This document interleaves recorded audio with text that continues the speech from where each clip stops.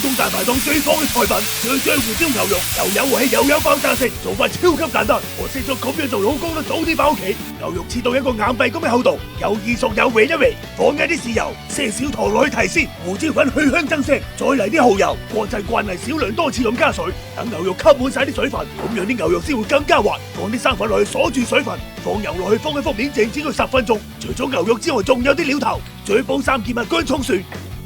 黑白胡椒一樣一半各2盒，綠色嘅尖椒2隻，5毛錢嘅芫茜葱，芫茜頭切咗落嚟之後唔好掉咗佢，一齊放埋落去。好啦，依家開始熱煲，熱煲佢就順便計一計時，隻煲要燒得熱一熱，牛肉放落去先至唔會出水。睇到未？依家個煲底逐漸變白，灑啲水落去佢馬上氣化，呢個時候就差唔多啦。咁樣我哋就可以放油落去，先放啲薑落去。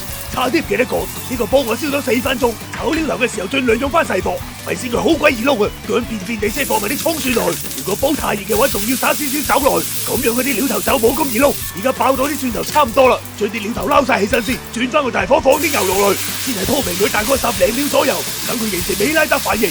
時間到咗，我哋炒一炒佢，防止燶底。呢個時候牛肉基本定型，炒佢之後放翻啲料頭落去，就係咁樣快速翻炒佢幾下。牛肉佢好易熟，唔好炒咁耐。黑白胡椒係差唔多結尾先至放，因為太早放佢會燶。最後掉埋啲芫茜葱落去，吸過嚟一個大碗指定動作，睇佢鬼雞味落去，焗佢10秒8秒之後馬上上鑊。咁樣做嘅牛肉有好香嘅胡椒味，然後食起身真係好有鑊氣。做人最緊要開心，你今日燒咗未啊？